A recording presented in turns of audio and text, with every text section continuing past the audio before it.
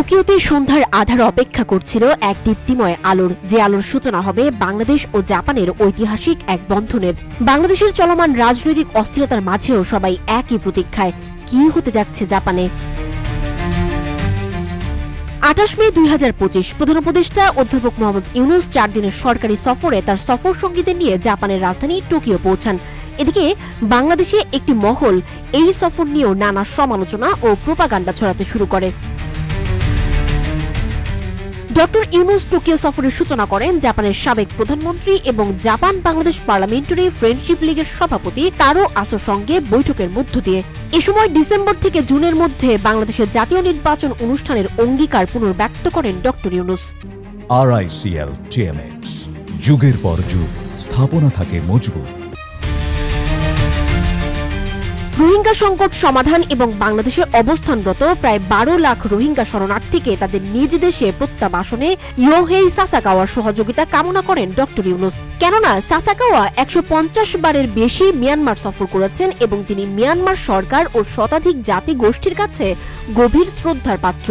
এছাড়া নিপ্পন ফাউন্ডেশনের কাছ থেকে জীবন রক্ষাকারী স্বাস্থ্য গবেষণার জন্য ICDDRB'র সহায়তা পাওয়ার নিশ্চয়তা নেন ডক্টর ইউনুস। 30 মে 2025 জাপানের প্রধানমন্ত্রী ইশিবা শিগেরু প্রধান উপদেষ্টা মোহাম্মদ ইউনুসের নেতৃত্বাধীন অন্তর্বর্তীকালীন সরকারের জাতি গঠন, সংস্কার উদ্যোগ এবং বাংলাদেশের শান্তিপূর্ণ উত্তরণের প্রচেষ্টায় জাপানের পূর্ণ সমর্থন পুনর্ব্যক্ত করেছেন। এছাড়া টোকিওতে আয়োজিত বাংলাদেশ বিজনেস সেমিনারের ফাঁকে 6টি সমঝোতা স্মারক স্বাক্ষরিত করেন ডক্টর ইউনুস। শুধু অঙ্গীকার নয়, বেশ কিছু চুক্তিও স্বাক্ষরিত হয় এই সফরে। এই চুক্তির মধ্যে রয়েছে বাংলাদেশে ব্যাটারি চালিত বাইসাইকেল ও বৈদ্যুতিক মোটরসাইকেল তৈরির একটি কারখানা স্থাপন করার লক্ষ্যে গ্লাফিট ও মুসাশি সেমিটসু ইন্ডাস্ট্রির সঙ্গে বাংলাদেশ বিনিয়োগ উন্নয়ন কর্তৃপক্ষ বিডার সঙ্গে চুক্তি স্বাক্ষরিত হয়। জ্বালানি খাতে প্রকল্প বাস্তবায়নে সহযোগিতা জোরদার করার উদ্দেশ্যে Japan bank for international cooperation এবং বাংলাদেশ জ্বালানি ও খনিজ সম্পদ মন্ত্রণালয়ের মধ্যে চুক্তি হয়। বাংলাদেশ ন্যাক্সিসকো লিমিটেড এবং জাপানের BSEZ এর মধ্যে জমি ইজারা সংক্রান্ত চুক্তি স্বাক্ষরিত হয়, যার মাধ্যমে পোশাকের আনুষঙ্গিক সামগ্রী উৎপাদনের জন্য কারখানা তৈরি করা যাবে। গ্লাফিট ও মুসাশি সেমিটসু ইন্ডাস্ট্রির সঙ্গে বাংলাদেশ বিনিয়োগ উন্নয়ন কর্তৃপক্ষ বিডার যৌথ উদ্যোগ ছাড়াও সাইফার কোর কোং লিমিটেড বাংলাদেশের তথ্য প্রযুক্তি খাতে $20 মিলিয়ন বিনিয়োগ করছে।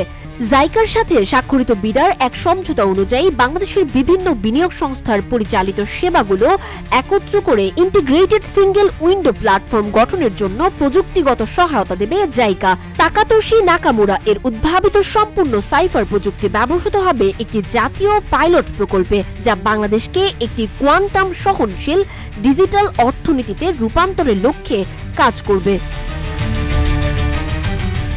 একই দিনে বাংলাদেশের রেল খাতে জাপান $1.036 বিলিয়ন বাজেট সহায়তা দেওয়ার নিশ্চয়তা দেয়। বাংলাদেশে অর্থনৈতিক সংস্কার ও জলবায়ু সহনশীলতা বৃদ্ধির জন্য $418 মিলিয়ন ডেভেলপমেন্ট পলিসি লোন হিসেবে প্রদান করবে জাপান।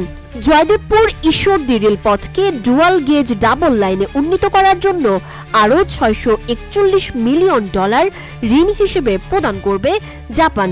এছাড়াও মানব সম্পদ উন্নয়ন ও বৃত্তির জন্য $4.2 মিলিয়ন অনুদান দেবে তারা।